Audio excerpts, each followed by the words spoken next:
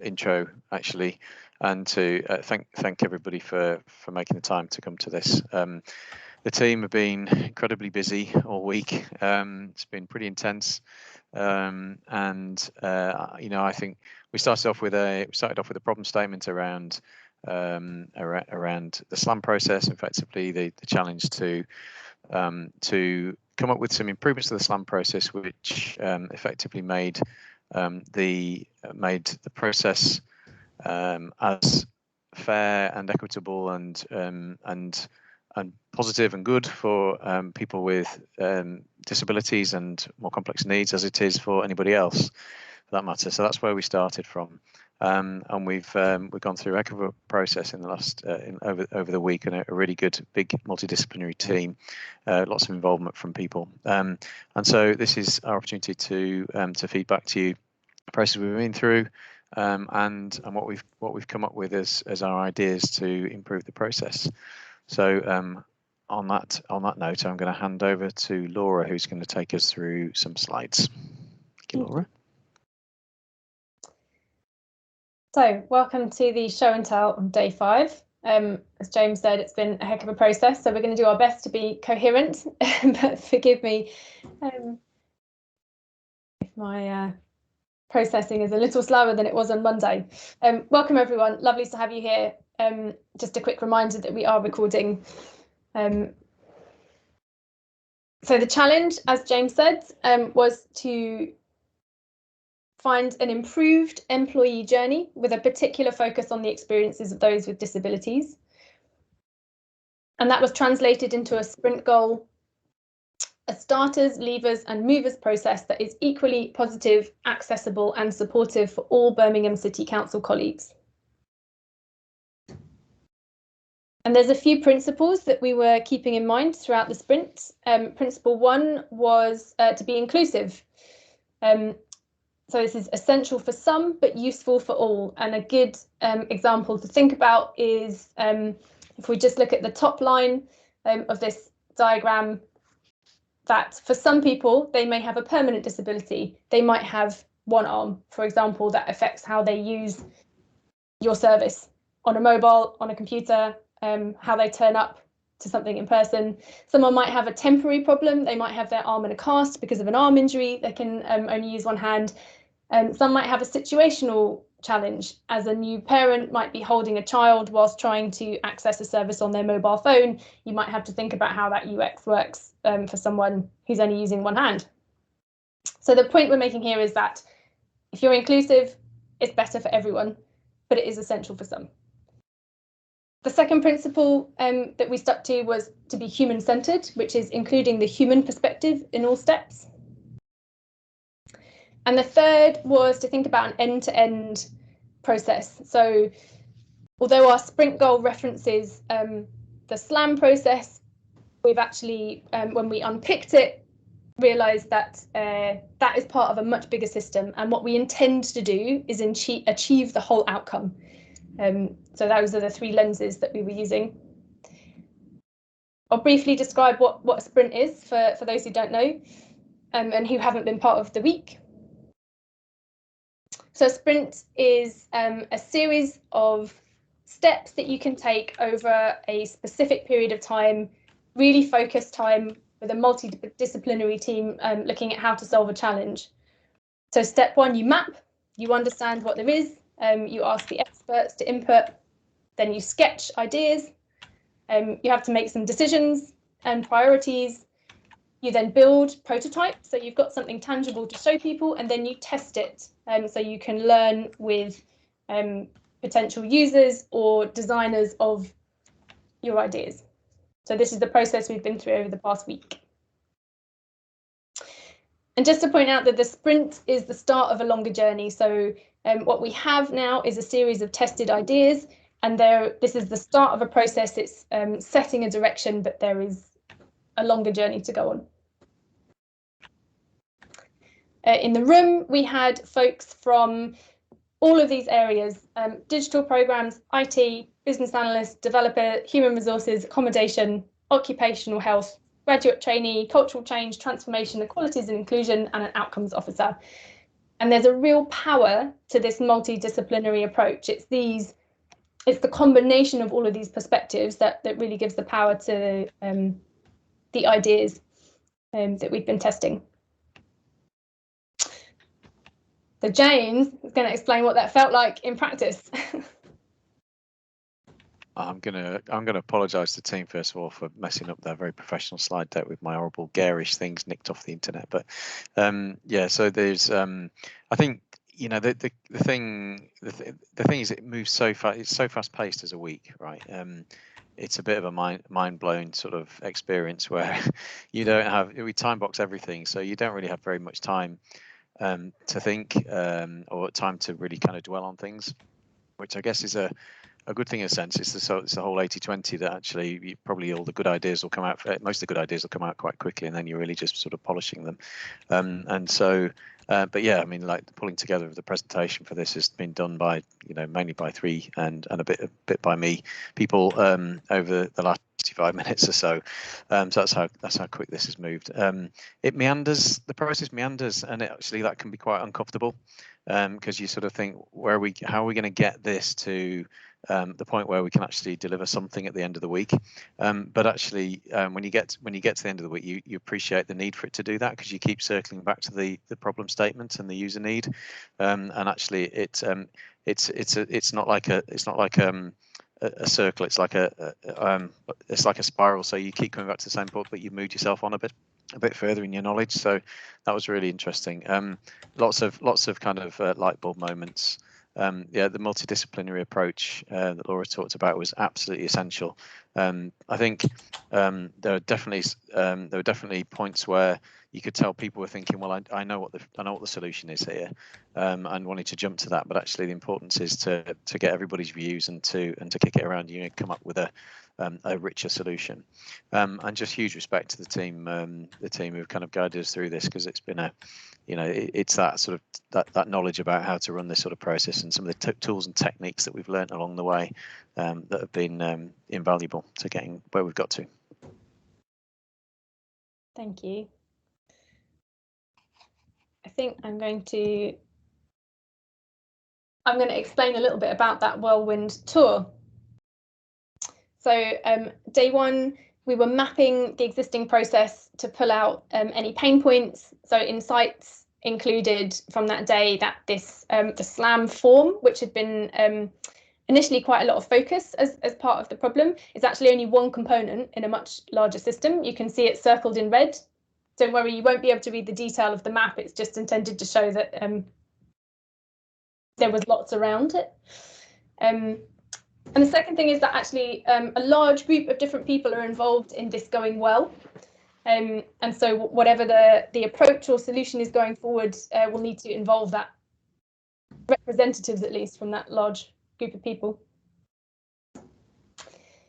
Pain points that were discovered included an inconsistent approach to including information in the job descriptions, a lack of guidance for hiring managers, and unclear responsibilities. And again, it just sort of goes to show that taking the end-to-end approach, the principle of taking the end-to-end approach is useful in this, because you can see that the pain points span the entirety of the process. We then started framing these insights as how might we statements. So how might we make it timely and obvious for hiring managers to know where to go? How might we hold the right people to account so that no one is left in isolation? How might we equip Birmingham City Council to offer holistic support and join the dots between teams?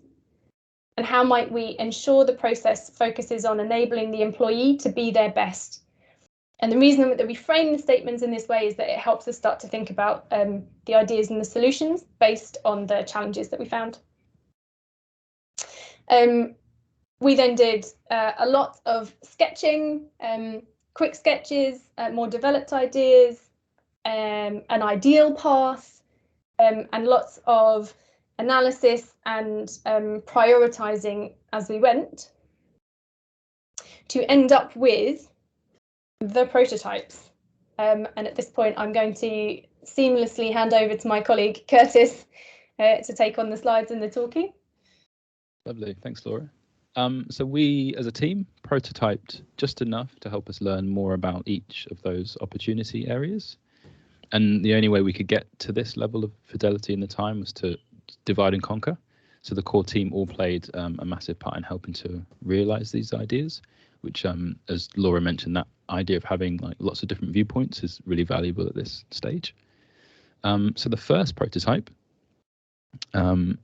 quickly, like, don't be scared if some of these aren't as polished or professional as you'd imagine, because in the process that we're taking, we're supposed to be only kind of doing enough to figure out what happens next.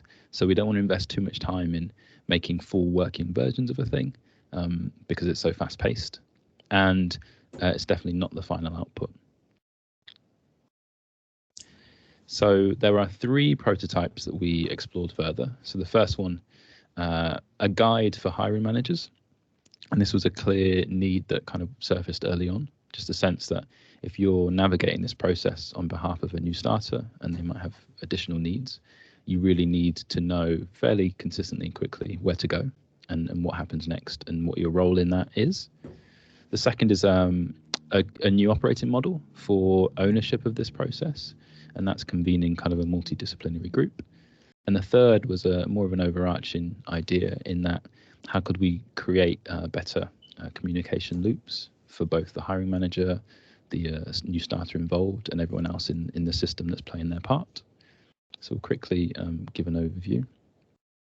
And I think what's really lovely about the place we got to was that the 3 prototypes themselves kind of come together to give you a sense of what this new service model might look and feel like, and how there are lots of opportunities within that end-to-end process to use these new interventions and test them out and figure out where their place might be in a live service within the council.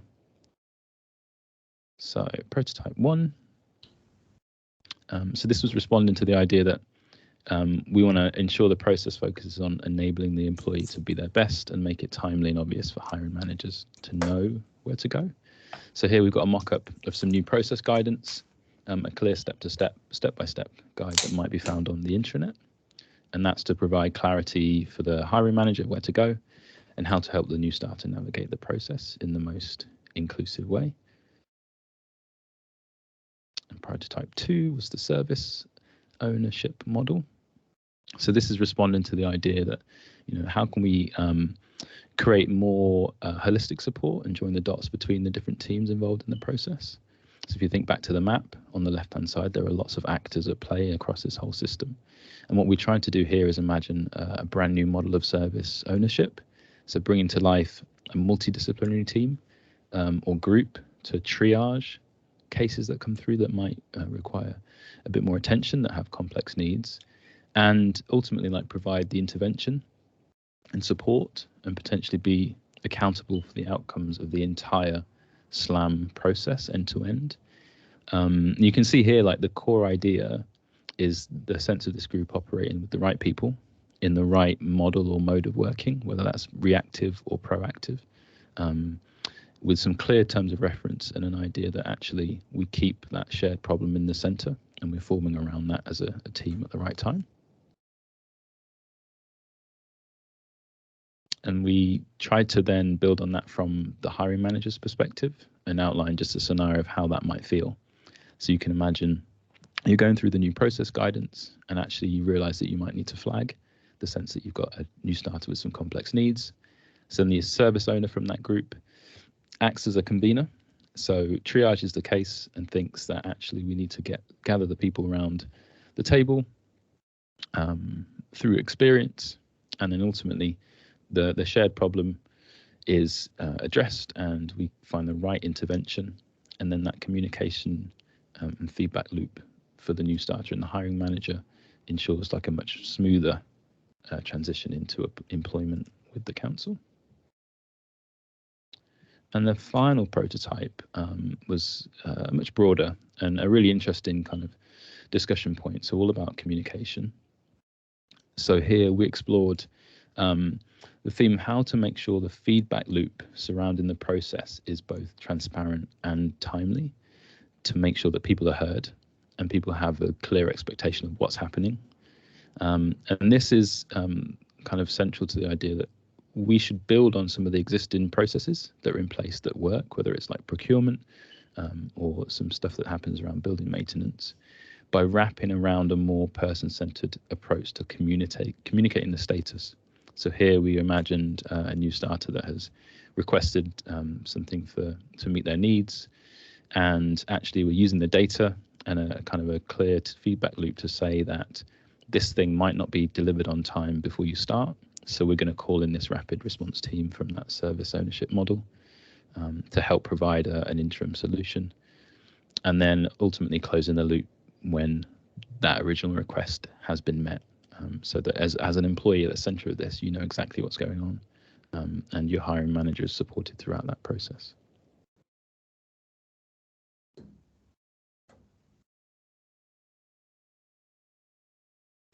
Thank you. So insights, when we shared these ideas back with people.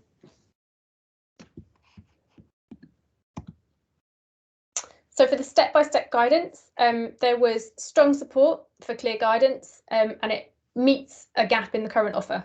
That was the sense of the feedback. Folks thought that HR is the place that should own and maintain the content. People pointed out that there is complexity behind the steps still. So one of the steps in particular actually has a lot involved in it. So we need to still dig into some of that. And the point was made that we need to have a process, an adaptable process that works for everyone, rather than a rigid process that works for some people. An example of that was the rapid response. So a sort of triage to a rapid response if there was a case where a deadline wasn't going to get met in time for the person joining, one example like that. So one of the quotes from the feedback: managers are very busy, they need simple, really clear steps.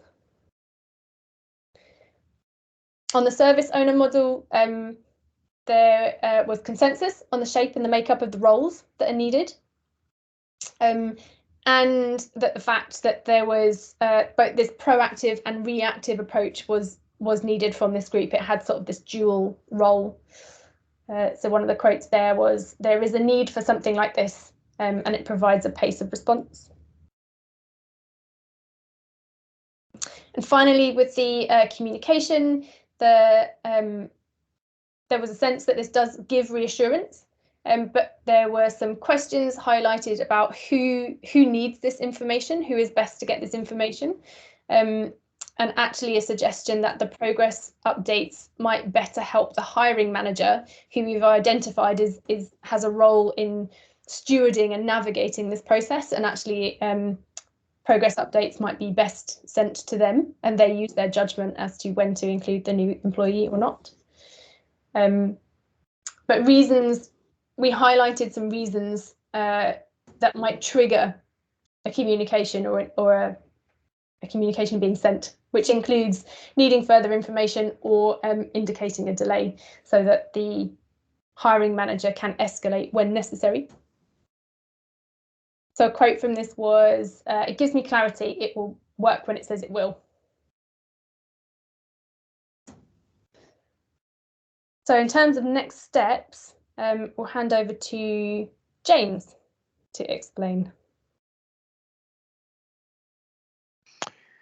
Okay, so there's what we've outlined here is some sort of our initial thoughts about some of the things that we'd need to do. We would need to do collectively to be able to put some of these things in place. Okay, so I'll go through each one of them.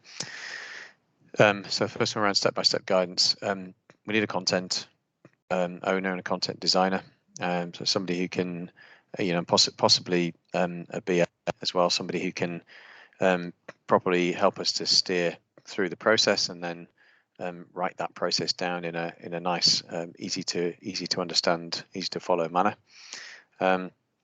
We want to get to the point where we've written a version, because we didn't get that far this time. We've written very high level steps. We need to take that down a level or two. and we need to be able to then test that. And we'd like to then take one or two hiring managers who are going through this process, and try and get them to try and follow the guidance. And then there's some various techniques we can use to test whether that content's understandable and correct. Marker pens being one of them, but there's a number of things we could use there to then get their feedback and refine it further. So that might be a private beta, if you like, and then we'll refine and go further. So the next one, service owner. The feedback that we got was the five roles that we had suggested in that escalation to the service owner team were about right. So that was IT, HR, occupational health, procurement, and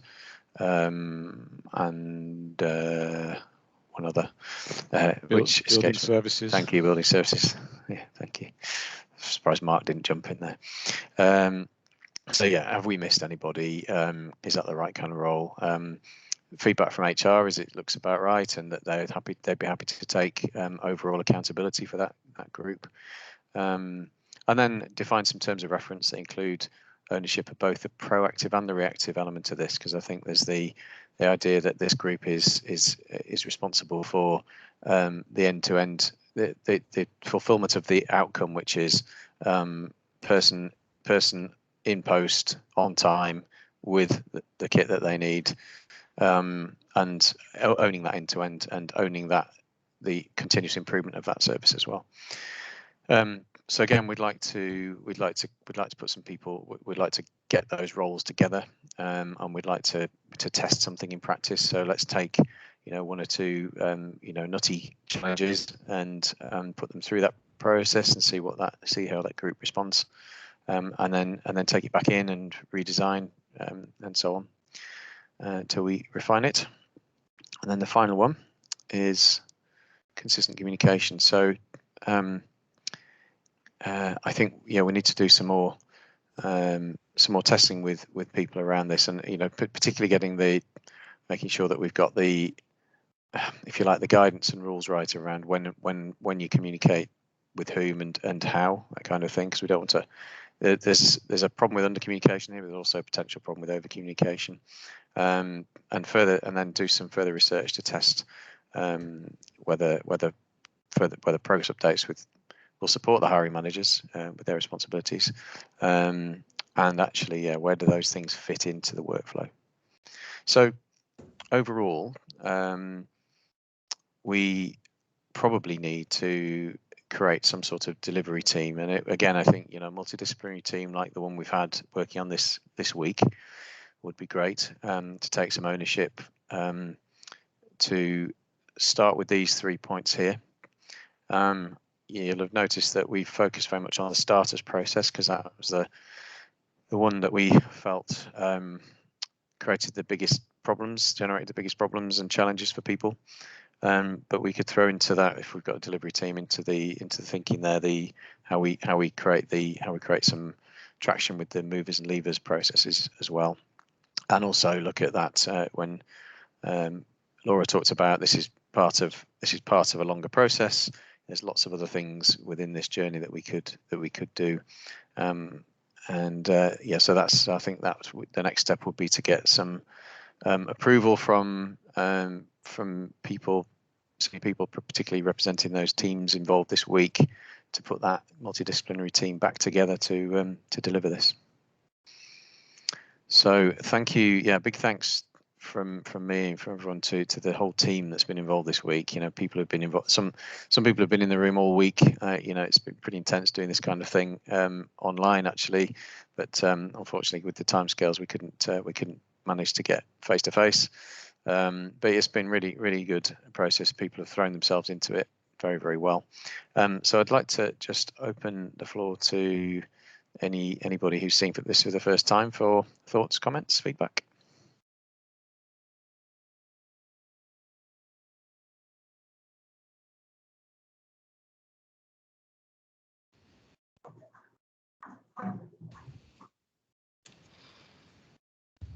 You've got a hand up, James. You're on mute.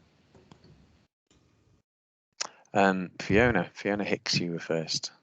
Yeah, hi, just a couple of points. I think it's great. I think it's really encouraging. It's come on such a long way since I was involved at the earlier on in the week. Can I just add, got a couple of points. Number one, about terminology. You mentioned in there about complex needs. Sometimes they're specific needs as well. So I think it's important to just add that. And the other point is that I think it is really important that we recognise, I know you've touched on it, that needs will change as well. So this process around starting new needs will change through the process, and that response needs to be there on an ongoing basis. That's a great point. Yeah. And that sort of brings us on to that, the movers element, doesn't it, really? And that's whether you're moving or whether your needs changing. That's something that we need to consider. Thanks, Fiona. Yeah. And it's a really good, just to build on that as well. I think that, Fiona, to your point, like when we're introducing these new models and approaches, I think with the maturity of once these things are in place, we'd hope to be able to accommodate that level of ongoing need and discovery. And I think what was really nice is we've heard from some people that have been through the process and didn't recognise their needs until kind of much later on in their career. So it's definitely one of those things that are central to that idea. So that's really useful. Thank you. Thanks, Curtis. Yeah, and to the Fiona.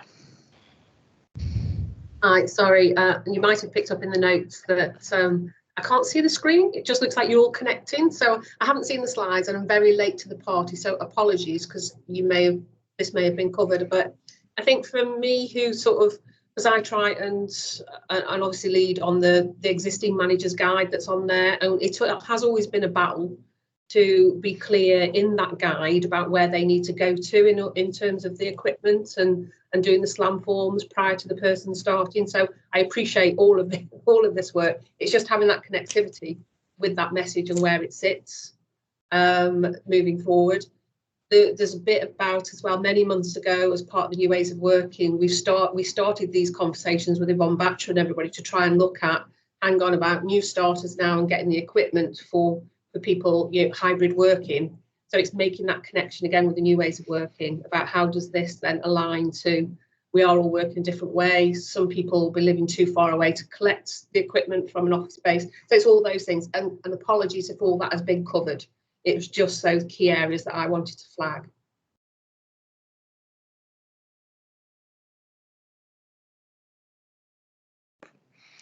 Thanks, Fiona. Yeah, in terms of the getting the message out, something that we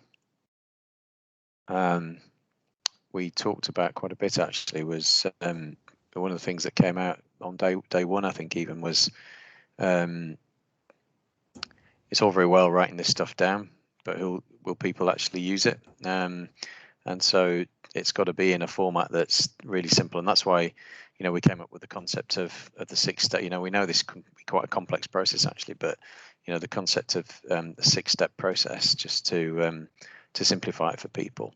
But we do need to think think hard when we deliver this as to how we drive people to it.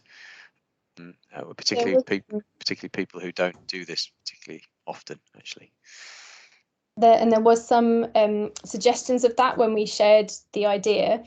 So there was more detail behind what happened, but we didn't want to put too much in front of people today. So we can share as well if it's useful, sort of more of the detail. But folks were mentioning the training for managers, manager bulletins. So you've got sort of two jobs in a sense. One is the content, and like you're describing, the other is helping people find the content.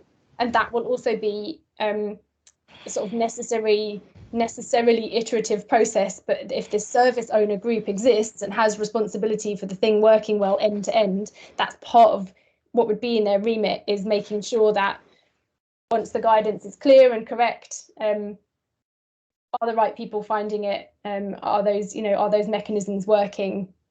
So it'd be sort of part of that, again, sort of constant iteration and maturation. Is that a word? Maturity, increasing maturity. There you go.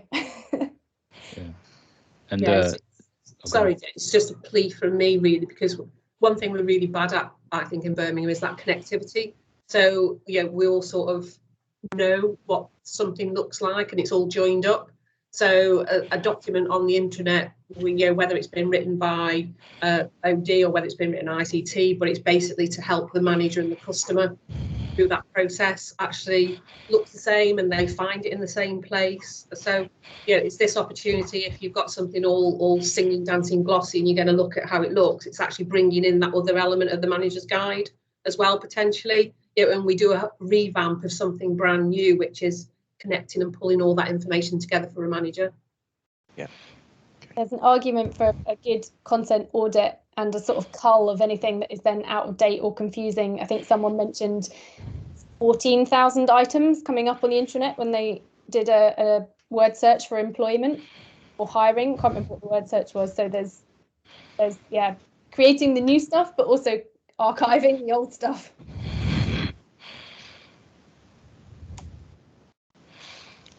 Curtis, were you going to come in on the second point? I was, yeah.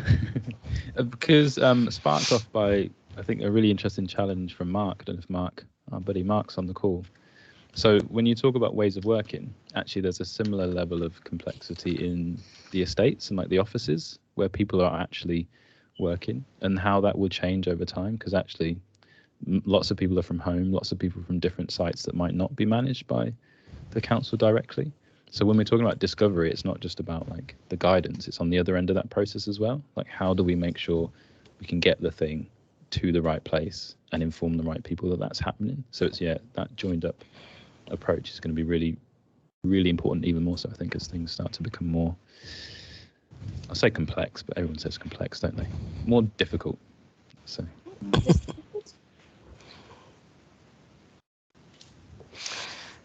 Thanks for that, Fiona. Any more thoughts from anyone? I was just going to say, it really highlights the need for a good content designer and those skills within the organisation. Something for us to think about, James. And I think, Fiona, your point around the intranet, there's a lot of content there already, but it's that pulling it together and culling it is something, like you say, we're not particularly good at. And if our content model is about, in your service, you update that discreetly, but you've not necessarily got that end-to-end sort of content design skill, and you're not thinking about pulling it together from a user's perspective, that's probably where we're going wrong. And that's something to think about in our new service models, and maybe we need to have a chat, Fiona, about how we take the delivery team forward with the new ways of working programme and what we can do to get the next steps in place. Because it's worth doing right, but there's something tactical in between now and getting a new intranet up and running. Great. Yeah. I think if I could just come in, James, I just want to say I've welcome this week. I think just effectively for everyone to kind of get their heads together to come up with a solution. And I think we've come up with a real positive solution, especially around getting the right people around the table in terms of that kind of group that we initially spoke about, who can actually become accountable from this. Because I think one of the things, like I've said earlier on, the one thing that's really stood out about why we've come together was probably around the lack of accountability in terms of taking responsibility in order to make something happen. So by having the right people all together now and having that kind of group that's got, in terms of reference and a governance structure around it, it's going to enable us to actually be that inclusive employer that we say we are. One of the things is that we do a lot of talking as an organisation, but we don't then necessarily put our actions into motion with it. So with this now, we're actually putting our actions into motion and saying about it, because, we say we're disability confident, for example, there could have been a question mark around that necessarily with what's happened, but now by actually addressing it and putting stuff in place, we're showing that we're working towards it. Where it's not just one person's business as well, it's all of our business, and tackling those barriers to make sure we are more inclusive, but then at the same time, from a user perspective, that'll come back in a positive manner and make us become more of an employer of choice, because that's where we want to get to. We want to be that employer of choice where anyone can come and work for us. So it's about how we can just really take it forward in that respect. And I'll thank you for Curtis, Laura, and everyone else from the team. I've really enjoyed working with you all. Thanks, Amajit. Thanks for joining us. Yeah, it'd be really great to. I don't want to put anybody on the spot at all. But it'd be nice if anyone from the team's been involved this week wants to say anything about the experience or whatever. That'd be, please do jump in. Hi, Suki. Hi.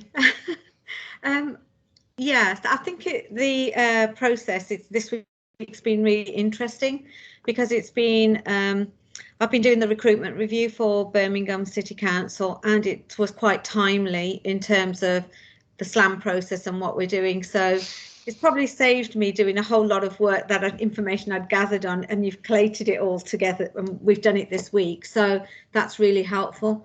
I think it's about getting the foundation and the basics right before we start expanding. So I think this is the start of that journey of getting that bit right. For what we've got to remember is it's people involved at the end of it, the customer, the employee, and we can't lose sight of that. And I think Zila's experience and some of the other people that joined during the week, it was really interesting to see from their perspective how it felt for them, because I think you can easily get stuck in process and forget the person at the end of it. And so I found that really, really good in including Zila in there. Sorry, Zila, you're still in here. Yeah. So it was interesting to hear from her, and there was another couple of people, and actually from also from the organisation Access to Work, they joined, didn't they, to talk through the process and how that works. That was really interesting, and I don't think we've maximised what they provide, and I'm not sure that managers are aware of the service and how it works. So that was a good insight into how to maximise the capacity within that section. So thanks, James, for inviting me. Great. Pleasure. You've given up a lot of your time, so thank you too, Suki. No worries.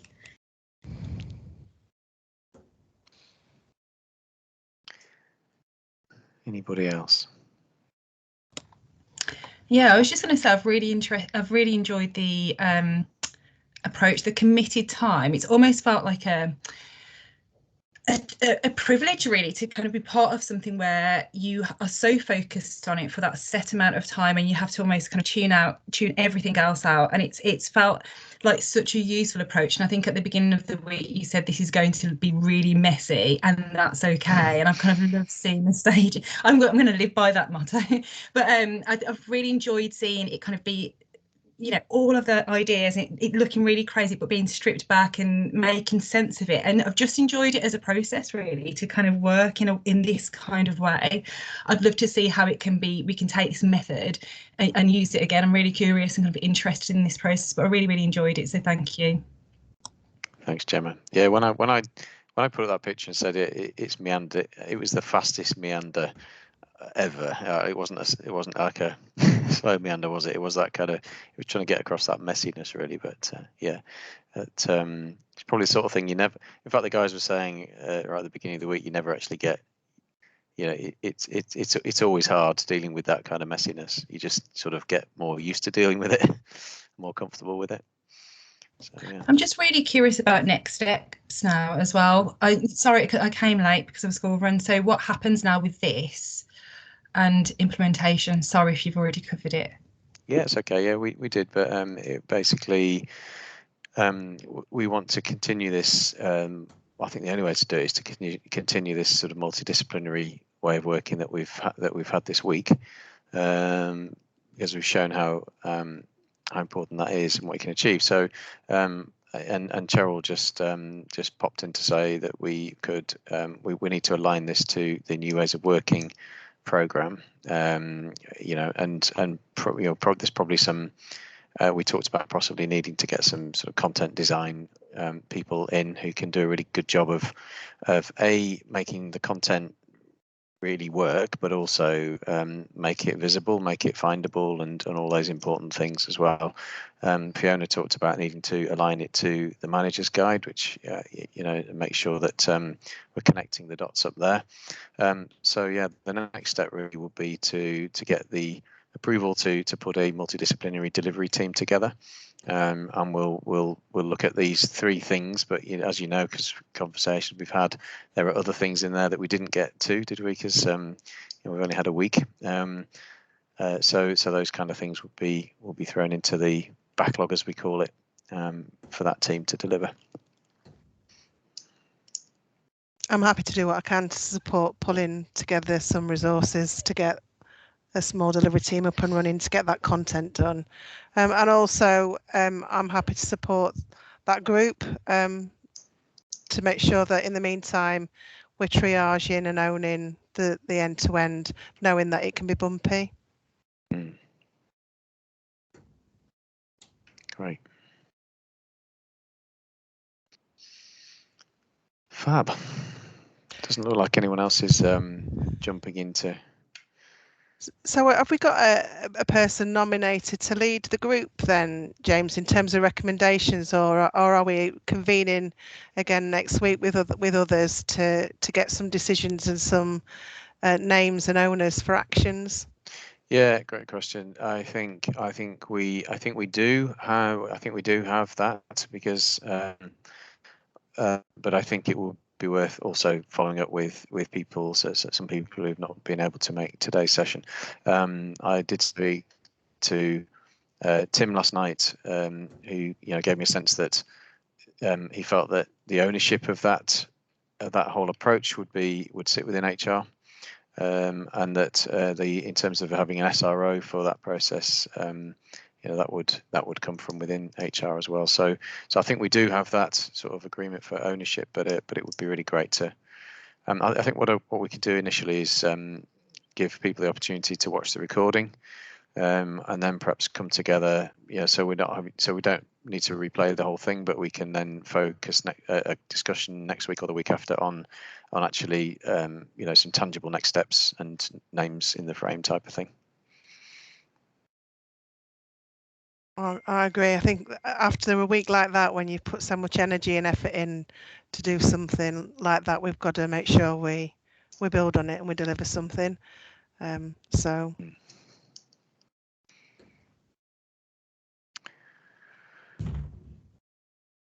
Grand. Well, Is this it? I think this is it. Yeah, it's been emotional.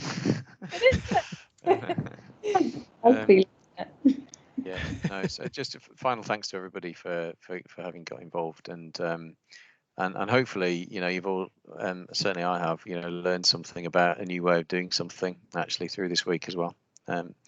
So and look forward to seeing you all again in the near future when we form our delivery team.